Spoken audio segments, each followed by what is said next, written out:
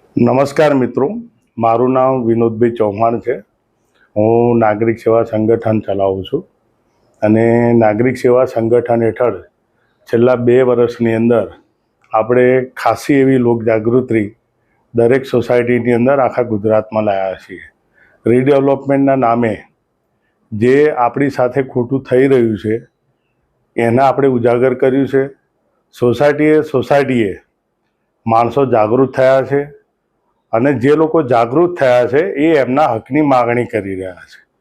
જે લોકો એમના હકની માગણી કરે છે એને કેટલાક નેતાઓ એને અંગત સ્વાર્થી ગણવામાં આવે છે કે ભાઈ તમે તો નેગેટિવ છો એટલે તમે આવી બધી માગણી કરો છો, પણ આ તદ્દન પાયા વિહોણી વાત છે. આપણો હક માગવો એ આપણો અધિકાર છે. આપણું સંવિધાન ભાઈ આપણને આપણો હક માગવાનો હક આપે છે, તો આપણો હક કેમ ન માગ્યા? આપણો હક કેમ છે એ સમજવો જરૂરી છે. આપણી જે જમીનો છે એ સંપાદન થયેલી છે અને જ્યારે સંપાદન થઈ ત્યારે EWS, LIG, MIG એટલે કે મધ્યમ વર્ગ અને ગરીબ વર્ગના લોકો માટે જમીન સંપાદન થયેલી છે. અને એ જમીન સંપાદન થઈ એ વખતે હાઉસિંગ બોર્ડે કરારો કરેલા છે અને એમાં લખેલું છે કે અમે નહીં નફો નહીં નુકસાનના ધોરણે અમે સોસાયટીઓ બનાવીશું અને લોકોને આપીશું. 1960ની અંદર જ્યારે ગુજરાત હાઉસિંગ બોર્ડની રચના થઈ, 1961ની અંદર આપણો ગુજરાત હાઉસિંગ બોર્ડ એક્ટ બનાવવામાં આવ્યો અને એના પછી આ જમીનનું સંપાદન થઈ. એના પછી અલગ અલગ સોસાયટીઓ બનવાની ચાલુ થઈ અને એ વખતે બહુ ઓછા દરે મકાનો આપતા હતા અને એ વખતે લોનનો પણ પ્રાવધાન હતો કે ભાઈ તમારી જોડે પૈસા ન હોય તો હાઉસિંગ બોર્ડ લોન લઈ અને મકાનો આપતી હતી. અને આવી ઘણી સોસાયટીઓ અત્યારે અસ્તિત્વમાં છે કે જેમણે લોનના માધ્યમથી પોતાના મકાનો લીધેલા છે. એ જમાનાની અંદર હાઉસિંગ બોર્ડમાં રહેવું એ એક ક્રેડિટ ગણાતી હતી. સમય જતાં અત્યારે પરિસ્થિતિ એવી છે કે હાઉસિંગ બોર્ડમાં જો તમે રહેતા હો તો તમારા છોકરા છોકરીઓના લગ્ન થવા પણ અઘરા થઈ ગયા છે અને હવે એવી માનસિકતા પેદા થઈ છે કે ભાઈ આ તો હાઉસિંગ બોર્ડમાં રહે છે. હવે આવા સંજોગોની અંદર હાઉસિંગ બોર્ડ રીડેવલપમેન્ટ પોલિસી લાવી. હવે રીડેવલપમેન્ટ પોલિસી સારું છે કે દરેકને પોતાનો નવું ઘર મળે છે, બધી સારી વાત છે.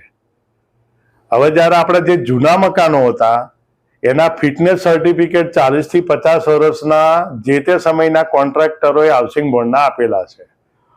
તો સવાલ એ થાય છે કે 25 વર્ષની અંદર જર્જરિત કઈ રીતના થઈ? મેં તો હાઉસિંગ બોર્ડમાં એક RTIના માધ્યમથી અમારા ઉત્સવ એપાર્ટમેન્ટનો માગ્યો છે કે ભાઈ અમારો કોન્ટ્રાક્ટર કોણ હતો, તમે કેટલું ચૂકવણું કર્યું છે અને એણે જે ફિટનેસ સર્ટિફિકેટ આપ્યું એની નકલ આલો. તો હજુ સુધી મને આપી નથી. તમે માગશો તમને નહીં આલે. તમે તમારી HP કોસ્ટ કરાવજો, એની અંદર સ્પષ્ટ જમીનથી લઈ અને બધા પૈસા આપણે ચૂકવી દીધા છે હાઉસિંગ બોર્ડને.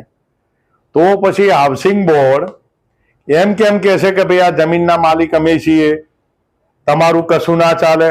જો ભાઈ તમે જ જમીનના માલિક હોય ને બધું તમારું જ હોય તો તમે જ કરી લો ને રીડેવલપમેન્ટ. શું કામ અમારી જોડેથી સંમતિ લો છો? સંમતિ એટલા માટે લે છે કે આપણને 99 + 98 વર્ષના ભાડા પટ્ટા જમીનો આપેલી છે. મૂળ માલિક એવા છે જે લોકો ખેતીના ધંધા સાથે સંકળાયેલા છે, એમને ખબર હશે કે જે જમીન વાવતો હોય ને ગણોત્યા તરીકે દાખલ થયો હોય એનું નામ બીજા હકમાં હોય, પહેલા હકની અંદર જે તે માલિકનું નામ હોય. બસ એ જ રીતના અહીંયા પહેલા હકમાં ખેડૂત જે મૂળ ખેડૂત છે કે મૂળ માલિક છે એટલે કે ગુજરાત હાઉસિંગ બોર્ડ એટલે એનું નામ છે, બીજા હકની અંદર આપણું નામ છે. હજુ આપણા નામ દાખલ એટલે નથી થતા કારણ કે આપણે કોઈએ સોસાયટીની લીડ ડીડ એમને બનાવીને નથી આપી. જો લીડ ડીડ બનાવીને આપી હોય તો એસોસિએશનનું નામ બીજા હકમાં આવે જ, પરંતુ તમે જ્યારે લોન લો છો તો બોજાની નોંધ કેમ બીજા હકમાં પડે છે? કેમ બેંકો વાળા બોજાની નોંધ પડાવે છે? તમારી નોંધો પડે છે, તમે 7/12 કઢાવજો, એમાં તમારી બોજાની નોંધો નીકળશે જ. એટલે કે આપણે કબજેદાર માલિક છે એ વસ્તુ તો પાકી જ થઈ ગઈ છે. પણ જાણી જોઈને હાઉસિંગ બોર્ડ આપણને લીડ ડીડ નહીં કરી આપતી. એની અમાય રો હાઉસ, પ્લોટ અને જે લોકોના બંગલાઓ છે હાઉસિંગ બોર્ડના એમને લીડ ડીડ કરી આપી છે, પણ એપાર્ટમેન્ટના જે લેવલના જે મકાનો છે એમને કરી આપી નથી. કેમ? કારણ કે એમને રીડેવલપમેન્ટ પોલિસી લાયા, 2 વાર ઠરાવો થઈ ગયા છે, છતાં પણ અગ્ર સચિવ એને મંજૂરી આપતા જ નહીં, કે સરકાર એને મંજૂરી નહીં આપતી. કારણ કે જો લીડ ડીડની મંજૂરી આપી દે, લીડ ડીડ થઈ જાય તો એમને ટેન્ડર બહાર પાડવાનો હક બી જતો રહે. એટલા આ લોકો જાણી જોઈને એપાર્ટમેન્ટ કક્ષાના જે ફ્લેટો છે કે જે સોસાયટીઓ છે એમને લીડ ડીડ બની આપતા નથી. આવી 5 થી 6 પિટિશનો હાઈકોર્ટમાં અત્યારે પેન્ડિંગ જ છે લીડ ડીડ માટેની.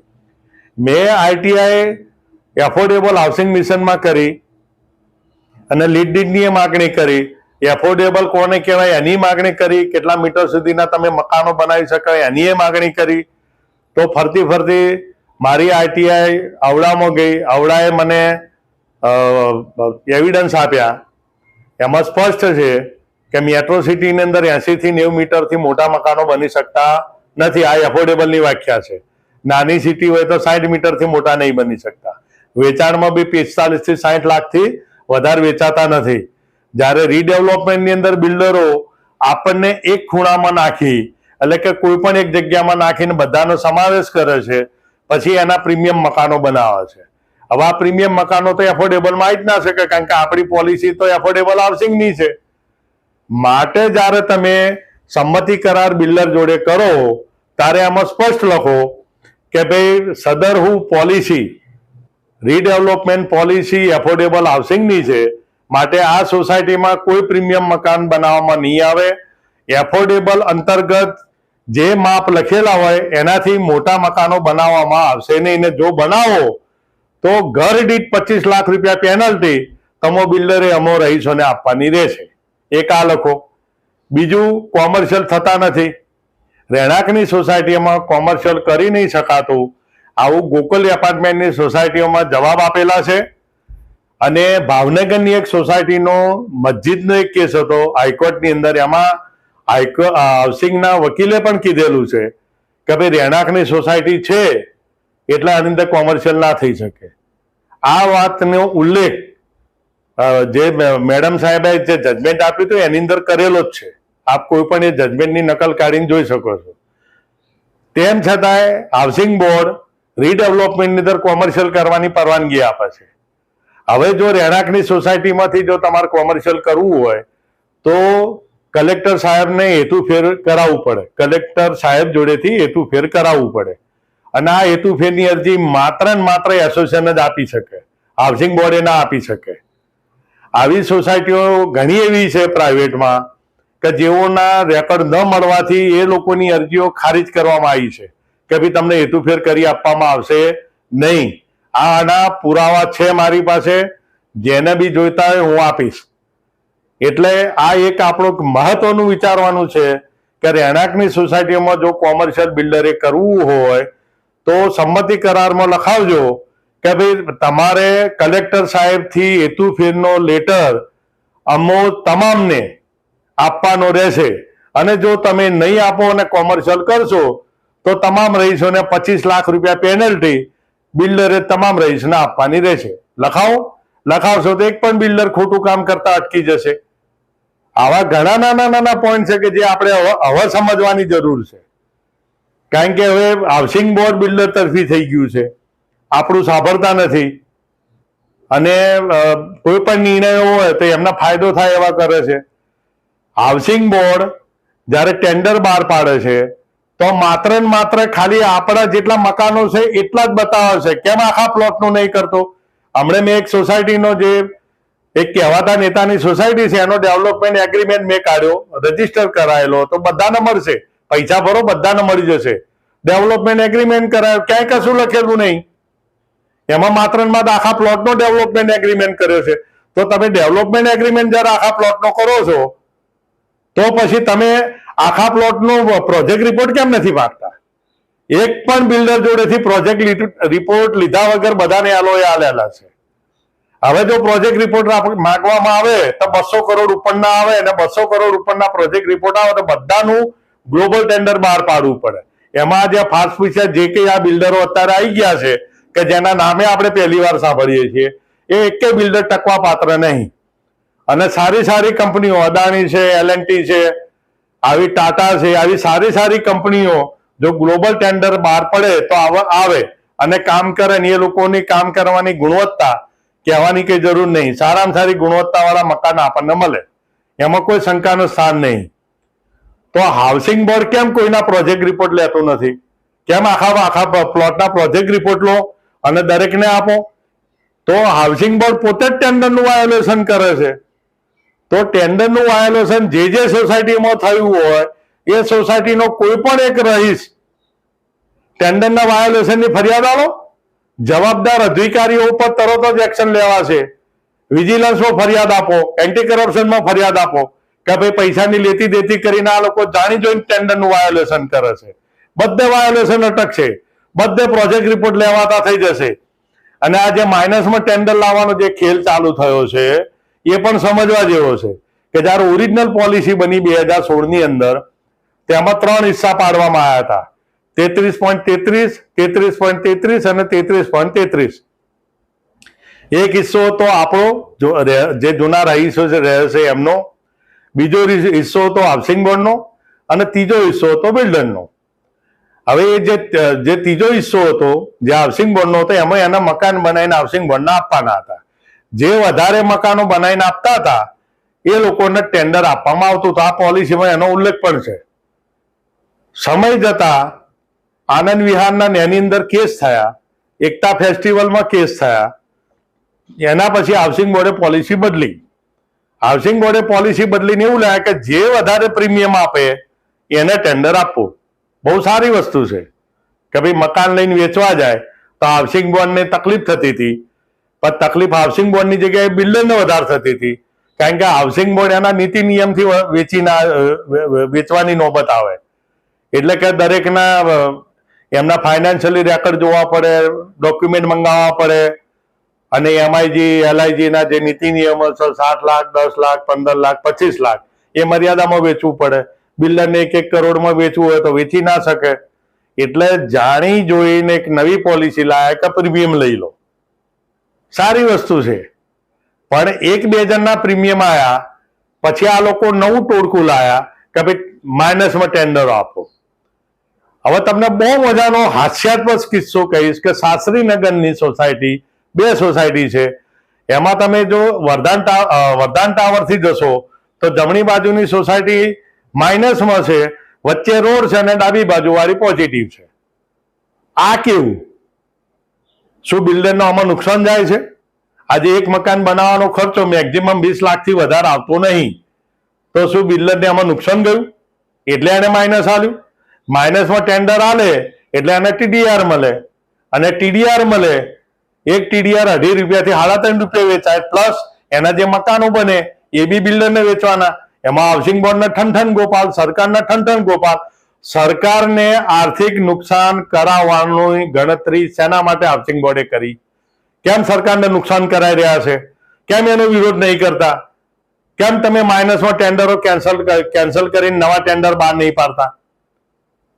તમે આખો પ્રોજેક્ટ રિપોર્ટ મંગાવો ને કે ભાઈ તારો પ્રોજેક્ટ રિપોર્ટ આપ, તું શું ભાવે વેચીશ, શું ભાવે તારે બનશે, એમાં તારો નફો કેટલો છે તરત ખબર પડી જશે કે માઇનસમાં અપાય કે ના અપાય.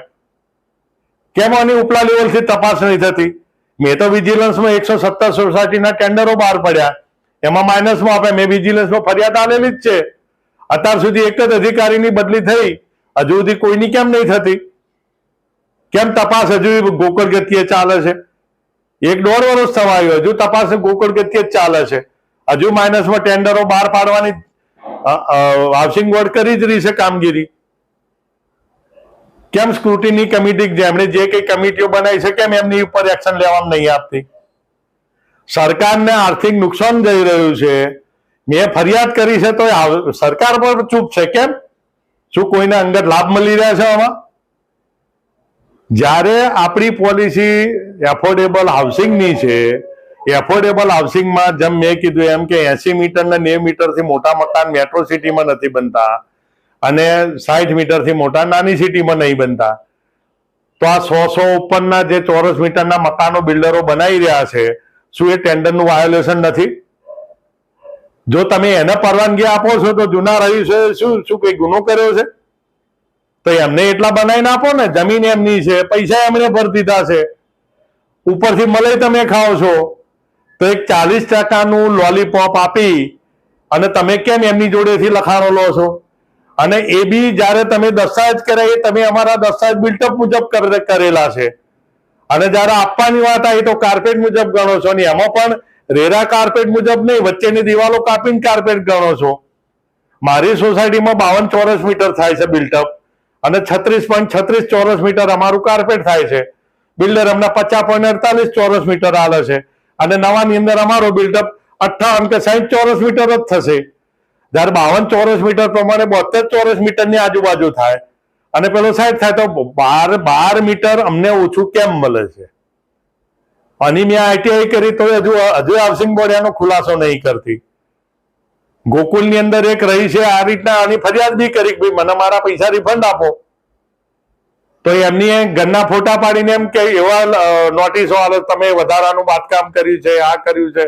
એટલે ભાઈ વધારાના બાંધકામના તો તમે પૈસા ઉઘરાવો છો, તો ટેન્ડરનું વાયોલેશન તો તમે ખુદ જ કરો છો.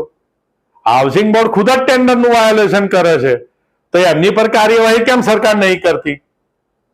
હવે દરેક રહીશે જાગવાની જરૂર છે. દરેક રહીશે જાગો. આવા ટેન્ડરના વાયોલેશન જ્યાં જ્યાં થતા હોય ત્યાં એનો વિરોધ કરો. આજે કોઈ પણ નવી સોસાયટી બને તો ત્યાં આગળ 10% લેખે તમને કોમર્શિયલ કરવાની છૂટ આપે છે. બરોબર છે, જીડીસીઆરમાં છૂટ છે જ, પણ કોના માટે? કે જે જમીન ખરીદીને કરે એના માટે.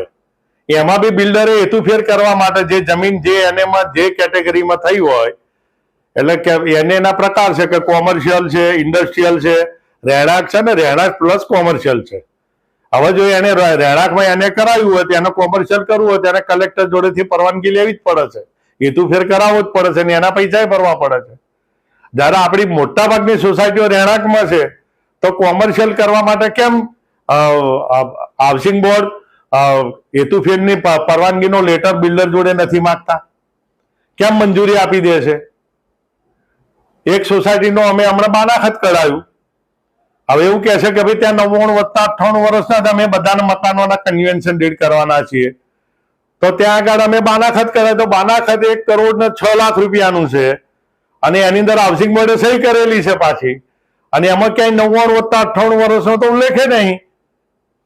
જયારે બાનાખત થાય તો જે દસ્તાવેજ જે પ્રમાણે કરવાનો હોય એ પ્રમાણેની શરત મુજબનો અંદર બાનાખત બને, અને એ બી રજીસ્ટર કરાયેલો છે. કેમ હાઉસિંગ બોર્ડે ઉલ્લેખ નહીં કર્યો? કેમ હાઉસિંગ બોર્ડે જે તે બિલ્ડર ઉપર એક્શન ના લીધી? અરે એ તો છોડો, એ એસોસિએશને કેમ લેખિત મને આલ્યું? અરે એસોસિએશને બી અંદર સાક્ષીમાં સહી કરી છે 2 જણાએ. કેમ એસોસિએશન પણ ચૂપ છે? શું આ બધાની મિલીભગત છે? શું બધાની ભાગબટી થતી છે? આ પણ બહુ પેચીદો પ્રશ્ન છે. આ પ્રશ્ન વિશે પણ દરેકે સમજવું પડશે, અને જ્યાં જ્યાં આવું થતું હોય ત્યાં વિરોધ કરવાની ટેવ પાડો. જો તમે વિરોધ નહીં કરો તો આખરે નુકસાન તમારું જ છે. મારી તો ફરજ છે કે તમને જગાડવાની, પણ જાગવાનું તમારે છે. તમે ક્યારે જાગશો? જો તમારા રહેણાંકની સોસાયટીની અંદર બિલ્ડર ગેરકાયદેસર રીતે જો આ રીતના કોમર્શિયલ કરતો હોય હેતુફેર કરાયા વગર, તો તમે એની જ સંમતિ કરારમાં લખાવો કે જો તું ભાઈ આ રીતના જો કોમર્શિયલ કરીશ તો 25 લાખ રૂપિયા પેનલ્ટી દરેક રહીશને આપવાના. પછી જો બિલ્ડર કેવા હેતુફેરનો લેટરો લઈને આવે છે. કાલે ઉઠીને જો બીયું ન મળ્યું તો તમે ઘરે નહીં મળે ને ઘરે જતા રહેશે, ભાડા બંધ કરી દેશે બિલ્ડર. આ નડિયાદની અંદર 900 ફ્લેટ વાળાને 2019માં ઘર બહાર કરી દીધા છે. અમદાવાદના જે એક બિલ્ડર હતા એમની જે બી કઈ હાઉસિંગ બોર્ડ જોડે તકરાર થઈ હોય, જે પણ કઈ થયું હોય, એને એનું ટેન્ડર રદ કરાવીને એની ડિપોઝિટે પાછી લઈ લીધી. હું હમણાં ગયા અઠવાડિયે ચક્કર મારવા ગયો હતો તો ત્યાં હાઉસિંગ બોર્ડે ટોટલી મકાનો જમીનદોસ્ત કરી નાખ્યા છે. કેમ? આજે છેલ્લા 5-6 વર્ષથી ત્યાંના લોકોને ભાડું નહીં મળ્યું, ઘરે નહીં મળ્યું. કેમ હાઉસિંગ બોર્ડે ટેન્ડરનું વાયોલેશન ગણીને બિલ્ડર ઉપર ફરિયાદ ના કરી? કેમ એને બ્લેકલિસ્ટ ના કર્યો? એ તો છોડો, મારી સોસાયટી ઉત્સવની અંદર 2019માં ટેન્ડર બહાર પડ્યું, બિલ્ડરે કશું ના કર્યું. 2020-21 ની અંદર મારે આરટીઆઈ કરવી પડી. 2022 ની અંદર હું આયોગમાં જીત્યો, એના પછી મેં રેકર્ડ ચકર તપાસણી કરી. એમાં ઘણું બધું બહાર આવ્યું. નકશાની અંદર બિલ્ડરે સહી સિક્કા કર્યા વગરના નકશા આલ્યા હતા. એમાં અમારા બોલાચાલી થઈ તો હાઉસિંગ બોર્ડના અધિકારીએ ખુદ સિક્કા મારીને મને આપ્યા છે. આટલા સુધીનું સેટિંગ હતું બિલ્ડરનું હાઉસિંગ બોર્ડ જોડે. આ એક સમજવા જેવું છે. એ તકરાર થયા પછી હવે દરેક બિલ્ડર પાસેથી સિક્કા મારીને નકશાઓ લેવાનું ચાલુ કર્યું. આજે 2014 એના પછી એ બિલ્ડરને અમે બ્લેકલિસ્ટ કરવાના હતા, એની રજૂઆત કરવાના હતા. તો બ્લેકલિસ્ટ ન થવું પડે એટલે બિલ્ડરે હા પાડી. એની પાસેથી અમે ઘણું બધું લખાઈને લાયા કે 1 મીટર માપ ઓછું આલીશ તો 3 લાખ રૂપિયા પેનલ્ટી, આવા 5 લાખ રૂપિયા ગિફ્ટ મની બી એને આપવાનું કીધું. અને પછી ફરી ગયો. અમારા જ બનાવેલા નકશાની અંદર જે અમે પાસ કર્યો તેની અંદર 2 મીટર માપ ઓછું કર્યું. 6 લાખ રૂપિયા પેનલ્ટી 270 જણને આલવાની હતી. એ છતાંય બિલ્ડરની કેટલી હિંમત હશે કે ભાઈ હું આ બધું મેનેજ કરી લઈશ. અને એને 2 એસોસિએશનમાં સંમતિ ઉઘરાવવાનું ચાલુ કર્યું, જે નિયમ વિરુદ્ધ હતું. હાઉસિંગ બોર્ડે મને જવાબ આપેલો છે આરટીઆઈમાં કે અમે 2 એસોસિએશનની કોઈને મંજૂરી આપતા જ નહીં, એટલે ટેન્ડરનું વાયોલેશન થયું. મેં એનો વિરોધ કર્યો. પછી હાઉસિંગ બોર્ડે મેં એની એન્ટી કરપ્શન વહીવટી શાખામાં અને વિજિલન્સમાં ફરિયાદ કરી. તો એનું અમારા સંમતિ કરાર હાઉસિંગ બોર્ડે સ્વીકાર્યા નહીં. અને હમણાં 15 દિવસ પહેલા અમારું ટેન્ડર રદ કરી દીધું. કેમ બિલ્ડરને બ્લેકલિસ્ટ ના કર્યો? આટલી મેં ફરિયાદ કરી છે, ટેન્ડરનું વાયોલેશન થયું છે, છતાંય હાઉસિંગ બોર્ડે બિલ્ડરની ડિપોઝિટે પાછી આપી દીધી. કેમ એની પર ટેન્ડરના વાયોલેશન કરી ગણી અને એને બ્લેકલિસ્ટ ના કર્યો?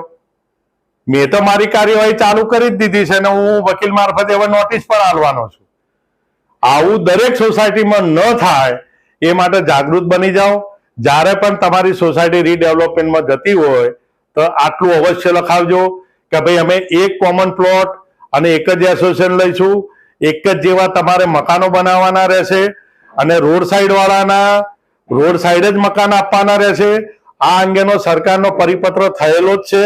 એટલે રોડ સાઈડ વાળા રોડ સાઈડ જ મકાન લેજો અને બધા એક જ જેવા લેજો અને દરેક બ્લોકની અંદર તમારી સમાવેશ કરાવજો. અને જે વધે એ ઉપરના મકાનો બધા બિલ્ડર વેચશે.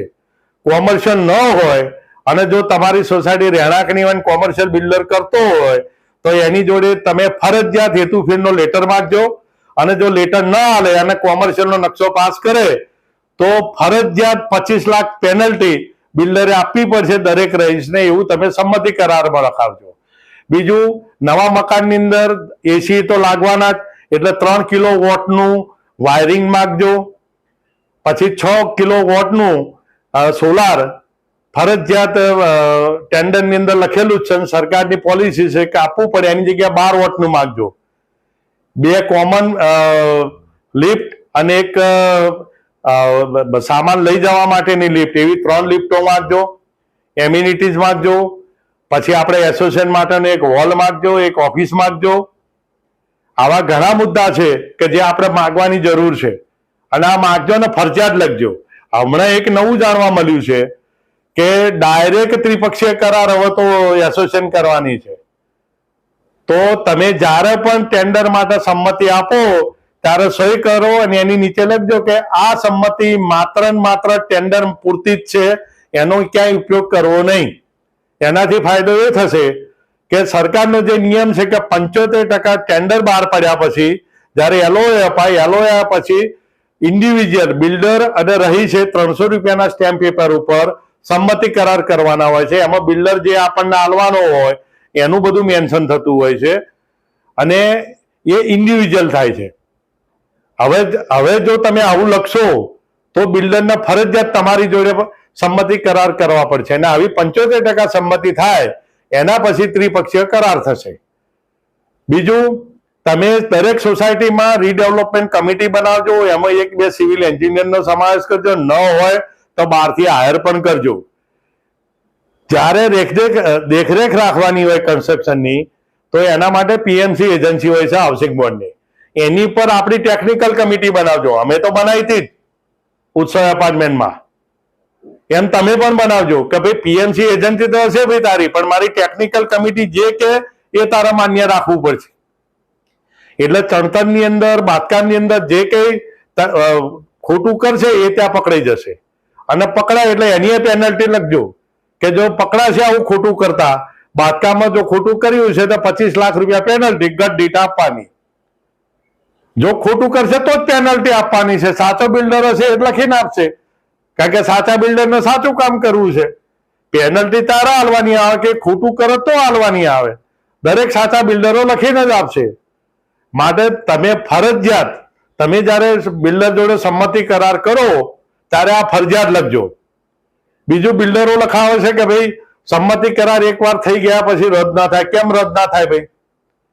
આજે દસ્તાવેજ પણ રદ થતો હતા, સંમતિ કરાર કેમ રદ ના થાય? એટલે લખજો કે જો બિલ્ડર ભૂલ કરશે અને પકડાશે એની ભૂલ, તો આ મારી કરેલી સંમતિ આપોઆપ રદબાતલ ગણાશે અને એના આધારે કરેલી તમામ સંમતિઓ રદબાતલ ગણાશે. હવે મેઇન મુદ્દો છે મોર્ગેજ લોનનો. હમણે 18 માર્ચે રાતોરાત હાઉસિંગ બોર્ડે એક પરિપત્ર કરી દીધો છે કે બિલ્ડરો એની સાઈડની જે બાંધકામ કરશે એમાં મોર્ગેજ લોન લેશે. ભાઈ શેના માટે લેવાની? તમે પ્રોજેક્ટ લોન લો ને, તમે ફાઇનાન્શિયલ બિલ જયારે એને ભરવાનું હોય છે તો હાઉસિંગ બોર્ડે શું ચેક નહીં કરવાનું ફાઇનાન્શિયલ બિલ? કે ભાઈ આની 20,000 ચોરસ મીટરમાં આપણે ડેવલપમેન્ટ એગ્રીમેન્ટ કરીએ છીએ તો એની કેપેસિટી છે કે નહીં? જો કેપેસિટી નથી તો પછી શેના માટે તમે એને એલઓએ આપ્યું? તો હવે તમારે મોર્ગેજ લોન લેવાની છૂટ આપવાની જરૂરત ક્યાં છે? જ્યારે એની ફાઇનાન્શિયલ કેપેસિટી જ નહીં તો તમારે એલઓએ આપવાની જરૂર જ નથી. જ્યારે એની ફાઇનાન્શિયલ કેપેસિટી છે તો એને તમે શું કામ મોર્ગેજ લોન આપવાની છૂટ આપો છો? આ છૂટ ન આપવી પડે અને આપણી જોડે ખોટું ન થાય એ માટે દરેક જણા સંમતિ કરારમાં લખજો કે બિલ્ડર આખા પ્લોટની અંદર જે કંઈ ડેવલપ કરશે એની કોઈ જગ્યાએ મોર્ગેજ લોન લઈ શકશે નહીં. અને જો મોર્ગેજ લોન લે તો એની બેંક ગેરંટી ફરજિયાત અમને એસોસિએશનને તમારે આપવાની રહેશે. 100 કરોડની મોર્ગેજ લોન લે તો 100 કરોડની એની પાસેથી બેંક ગેરંટી લેજો, એસોસિએશનમાં મુકાવજો. જેનાથી ફાયદો એ થશે કે જો એ મોર્ગેજ લોન નહીં ભરો તો તમે પેલા પૈસા તોડી, બેંક ગેરંટી તોડીને તમે ભરી શકશો. આવા ઘણા બધા મુદ્દા છે. હવે આપણે જાગવાની જરૂર છે, કારણ કે એક જગ્યાએ બિલ્ડર ભૂલ કરી, હવે બિલ્ડરો એની હિંમતો ખુલી ગઈ છે. કારણ કે હાઉસિંગ બોર્ડ કે બિલ્ડરો કેમ કરી રહ્યું છે. હમણાં ઠક્કર બાપા નગરની એક સોસાયટી છે કૃષ્ણનગરની, ત્યાં આગળ બિલ્ડરે તો સંમતિ કરારમાં એવું લખાયું છે કે હું જે ભાડું આલું ને એ તમારે મને પરત આલવાનું. અલા ભાઈ, રીડેવલપમેન્ટ પોલિસી તો વાંચ, એમાં સ્પષ્ટ લખેલું છે કે ભાઈ ઘરની રહેવાની વ્યવસ્થા તો હાઉસિંગ બિલ્ડરે કરવાની છે. તો આવી લખવાની હિંમત એને આવી ક્યાંથી? કેમ ટેન્ડરનું વાયોલેશન ગણીને એને બ્લેકલિસ્ટ હાઉસિંગ બોર્ડ નહીં કરતી? છેવટે ન છૂટકે દરેક રહીશોને અત્યારે હાઈકોર્ટમાં પિટિશન કરવાની ફરજ પડી છે. આ બહુ સમજવાની જરૂર છે. દરેક જણા જ્યારે સંમતિ કરારની લખાણ આવે તો તમને ખબર ન પડતી હોય તો જાણકાર પાસે વંચાવો, નતર કોઈ વકીલ પાસે વંચાવો અને એમાં જે કંઈ સુધારા વધારા કરાવવાના એ કરાવો. એ સંમતિ કરારનું ડ્રાફ્ટ કોઈ ઉપરથી છાપીને આલેલું નહીં હોતું. બિલ્ડરો દરેક જણ પોતાની રીતના બનાવીને આપતા હોય છે. એટલે એમાં ફેરફાર કરાવવાની જવાબદારી આપણી છે ને ફેરફાર કરવાની જવાબદારી બિલ્ડરની છે. અત્યારથી જાગી જાઓ, જાગવાની જરૂર છે. હવેથી આગળ જતા ઘણા બધા આવા વિડીયો હું મૂકીશ કે જે આપણને આગળ જતા કામ આવશે. રીડેવલપમેન્ટ આજની જરૂરિયાત છે જ, હું એની સાથે સંમત જ છું. આપણે કોઈ એનો વિરોધ કરતા નહીં, પણ રીડેવલપમેન્ટની નામે જે ખોટું થઈ રહ્યું છે એનો વિરોધ અમે અવશ્ય કરીએ છીએ. અને આ વિરોધ મને મારું સંવિધાન આપે છે, આ હક મને મારો સંવિધાન આપે છે. આપણું બંધારણ કહે છે કે ખોટું થતું હોય તો અવાજ ઉઠાવો, એનો વિરોધ કરો. તો આ વિરોધ કરવાની જરૂર છે. આ સરકારની અંદર રેલી કાઢી નહીં શકાતી, સૂત્રોચ્ચાર નહીં કરી શકાતા, બેનરો નહીં લગાવી શકાતા, ક્યાંય પોલીસ પરમિશન આપતી નથી. હમણે ગઈ જુલાઈએ 3 કાયદા બી આવી ગયા. એક જુલાઈ 2024 કાયદો બી આવી ગયો. કોંગ્રેસના 5 કાર્યકરોને પોલીસ લઈ ગઈ, 20-25 દિવસ પછી એમના જામીન થયા. એટલે આ સરકારની અંદર તમે રેલી કાઢીને બી અવાજ નહીં ઉઠાવી શકતા. હવે ઉઠાવવાનો તરીકો બદલો, અવાજ ઉઠાવવાનો તરીકો બદલો, લેખિત કરો. જેટલું લેખિત કરશો એટલું જ કોર્ટ મેટર કરવામાં કામ આવશે. તમને કોઈ પણ માહિતી જોઈતી હોય, કોઈ પણ પેપરો જોઈતા હોય તો મેં આ અંગે 138 આરટીઆઈ અત્યાર સુધીમાં કરી ચૂક્યો છું અને એના માધ્યમથી ઘણા બધા મેં પુરાવાઓ ભેગા કરેલા છે. એટલે કોઈને પણ પુરાવા જોઈતા હોય તો મારો સંપર્ક કરજો, હું અવશ્ય તમને આપીશ. અને મારાથી જે કંઈ મદદ થશે એ બધી તમને હું મદદ કરીશ. જય હિન્દ.